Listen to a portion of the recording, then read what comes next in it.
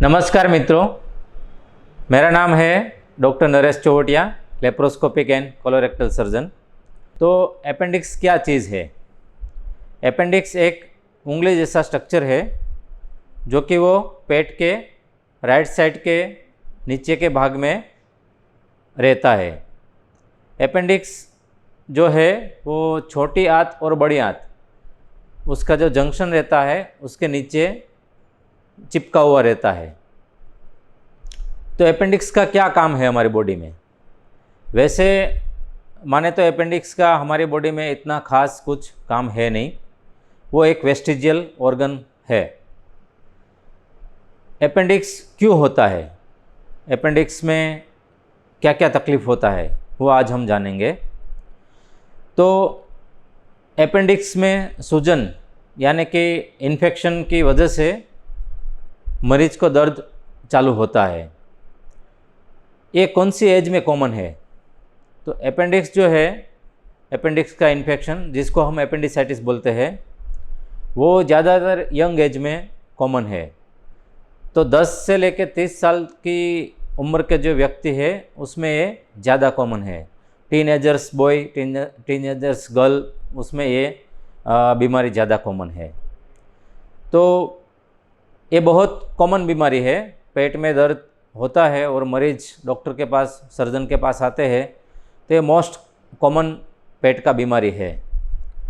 तो जानते हैं कि अपेंडिक्स में इन्फेक्शन की वजह से मरीज को क्या क्या तकलीफ होता है। तो अपेंडिक्स में इन्फेक्शन क्यों होता है?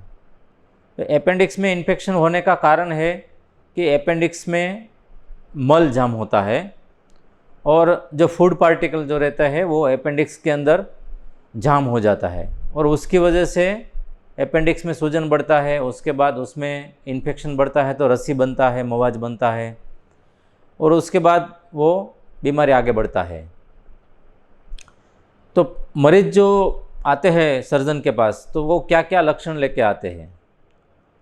तो मरीज, अपेंडिक्स का जो मरीज है, अपेंडिक्स में इन्फेक्शन की वजह से मरीज को पेट में दर्द चालू होता है। शुरुआत में मरीज को पेट के ऊपरी हिस्से में दर्द होता है और धीरे धीरे वो जो दर्द है वो दाहिनी साइड, मतलब राइट साइड, नीचे के हिस्से में दर्द शिफ्ट हो जाता है और दर्द के साथ मरीज को नोशिया फीलिंग होता है, वॉमिटिंग होता है और इन्फेक्शन ज़्यादा होता है तो उसके फिर मरीज को बुखार चालू होता है। फिर कई मरीज को डायरिया हो जाता है, मतलब बार बार टॉयलेट जाना पड़ता है। तो ये सब अपेंडिक्स के लक्षण है, इन्फेक्शन के सिम्टम्स है। तो मरीज डॉक्टर के पास आते हैं अपेंडिक्स का दर्द लेके, फिर डॉक्टर उसके, सर्जन डॉक्टर उसकी जांच करते हैं। तो जांच में डॉक्टर क्या देखते हैं? जांच में मरीज के पेट ऊपर हाथ रख के वो दाहिने हिस्से में दबाते हैं, राइट साइड मरीज के पेट में थोड़ा प्रेशर देते हैं तो मरीज को दर्द महसूस होता है, तो उसको हम टेंडरनेस बोलते हैं। तो अभी आगे अपेंडिक्स का जो इन्फेक्शन है, अपेंडिसाइटिस है, उसका निदान हम कैसे करें? तो उसका एक खून रिपोर्ट पहले होता है। खून रिपोर्ट में लेबोरेटरी जांच में मालूम पड़ता है कि उसमें जो श्वेत कण की मात्रा है, उसको टोटल काउंट बोलते हैं, वो बढ़ जाता है और वो 10,000 से ऊपर निकल जाता है। यदि मरीज का काउंट, टोटल काउंट 13-14 हज़ार से ज़्यादा है तो हम ऐसा एज्यूम कर सकते हैं कि उसको इन्फेक्शन थोड़ा ज़्यादा है। फिर दूसरा रिपोर्ट आता है और जो बहुत अगत्य की जांच है वो है सोनोग्राफी। तो सोनोग्राफी में काफ़ी सारी चीज़ें हमको मालूम पड़ती है। सोनोग्राफी में अपेंडिक्स में सूजन कितना है वो मालूम पड़ता है, उसका थिकनेस कितना है वो मालूम पड़ता है, कितना मवाज है, अपेंडिक्स फटा है कि नहीं, आजू बाजू में, अपेंडिक्स के आजू बाजू में जो रस्सी इन्फेक्शन फैला है कि नहीं, वो सब हम सोनोग्राफी में मालूम कर सकते हैं। और सोनोग्राफी में दूसरी भी चीज़ मालूम हो सकती है। मान लो कि मरीज दर्द के साथ आता है, सोनोग्राफी में उसको अपेंडिक्स नॉर्मल है, तो उसको दूसरी भी चीज़ के दूसरी भी बीमारी की वजह से उसको पेट में दर्द रह सकता है। मान लो कि कई मरीज को राइट साइड जो किडनी रहती है, किडनी की पेशाब की नली रहती है, उसमें स्टोन हो सकता है, स्टोन का पेन हो सकता है। फिर लेडीज़ पेशेंट जो रहता है उसमें गर्भ नली में अंडाशय में सूजन रहता है, उसकी वजह से दर्द मालूम पड़ता है। तो ये जो जिस मरीज में अपेंडिक्स नॉर्मल है उसमें दूसरे पेट दर्द के दूसरे जो कारण है वो हमको सोनोग्राफी में मालूम पड़ता है। भाई कई मरीज ऐसे आते हैं कि उसको सोनोग्राफी में निदान नहीं हो सकता है। मान लो कि पेशेंट का शरीर बहुत ज़्यादा है, मतलब ओबेज है, पेट की चर्बी बहुत ज़्यादा है, तो उसमें सोनोग्राफी में अपेंडिक्स को लोकेट करना थोड़ा डिफ़िकल्ट हो जाता है। तो वैसे टाइप के मरीज में हम सीटी स्कैन करवाते हैं। तो सीटी स्कैन में पूरा मान लो कि पक्का निदान हो जाता है। जो मरीज को सोनोग्राफी में अपेंडिक्स का निदान नहीं हो सकता उसको सीटी स्कैन में निदान हम कर सकते हैं। और सिलेक्टेड केसेस में मान लो कि पेशेंट की उम्र ज़्यादा है, 50 साल के ज़्यादा उम्र का दर्दी है, तो उसमें हम दूसरी मतलब कैंसर जैसी चीज़ें भी देखनी पड़ती है, तो उसके लिए भी सीटी स्कैन ज़रूरी है।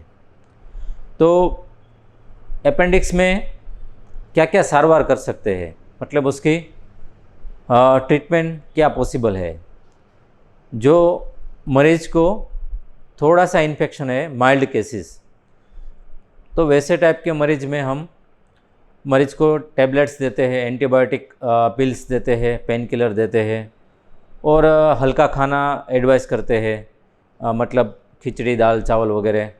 तो वैसे टाइप के मरीज में 5-7 दिन का टैबलेट का कोर्स देते हैं, उससे वो ठीक हो जाते हैं। और वो मरीज में जो भविष्य में वापस दर्द हुआ तो फिर उसको अपेंडिक्स का ऑपरेशन की ज़रूरत पड़ती है। जिस मरीज को इन्फेक्शन की मात्रा ज़्यादा है, मतलब मवाद ज़्यादा है, बहुत सीरियस कंडीशन है, मान लो कि अपेंडिक्स में रस्सी बढ़ गया है, फट गया है और गैंग्रीन जैसा हो गया अपेंडिक्स का, तो वैसे टाइप के मरीज में तुरंत ही उसका ऑपरेशन करवाना पड़ता है। काफ़ी मरीज थोड़ा लेट आते हैं, मतलब मान लो कि 5-7 दिन के दर्द के बाद आते हैं मरीज, तो जो अपेंडिक्स का बीमारी है उसकी वजह से अपेंडिक्स के आसपास में आंत वगैरह सब चिपक जाते हैं। तो वैसे टाइप के मरीज में हम लोग पेशेंट को दाखिल करके saline, injection, antibiotics, pain killer वगैरह चालू करते हैं और उसको 1 या 1.5 महीने के बाद अपेंडिक्स का ऑपरेशन के लिए बोलते हैं। तो इसको हम इंटरवल अपेंडिसेक्टोमी बोलते हैं। फिर ये जो अपेंडिक्स का ऑपरेशन है वो कैसे होता है, तो उसमें 2 तरीका है। आज से 15 साल पहले ये जो ऑपरेशन है वो चीरा कापा वाला होता था, मतलब उसमें 5 या 7 सेंटीमीटर का इंसिजन रखते हैं, कट रखते हैं अपेंडिक्स के ऊपर, राइट साइड के पेट के हिस्से में, और वो चीरा कापा वाला ऑपरेशन करके अपेंडिक्स निकाल देते हैं। लेकिन अभी जो लेटेस्ट टेक्नोलॉजी है वो लेप्रोस्कोपी है, तो अभी ज़्यादातर ये ऑपरेशन दूरबीन से, मतलब लेप्रोस्कोपी से ही होता है। तो लेप्रोस्कोपी में क्या करते हैं, तो लेप्रोस्कोपी एक तरीका है जो कि बिना चीरा कापा वाला ऑपरेशन करते हैं। उसमें हम पेट के ऊपर एक नाभि में और दूसरे 2 जगह पे 10 mm और 5 mm के 3 छिद्र लगाते हैं और छोटे छोटे छिद्र में दूरबीन रख के, इंस्ट्रूमेंट रख के पेट के अंदर जो अपेंडिक्स है उसको छुट्टा पाड़ के फिर उसको अपेंडिक्स को निकालते हैं। तो ये हुआ लेप्रोस्कोपी, यानी कि दूरबीन से अपेंडिक्स का ऑपरेशन। ये जो ऑपरेशन है बहुत ही सरल ऑपरेशन है। उसमें मरीज को एक ही दिन 24 घंटा या तो फिर 36 आवर जितना हॉस्पिटल में रुकना पड़ता है और उसके बाद मरीज को छुट्टी मिल जाता है। और 5-7 दिन के बाद मरीज काम पे जा सकता है।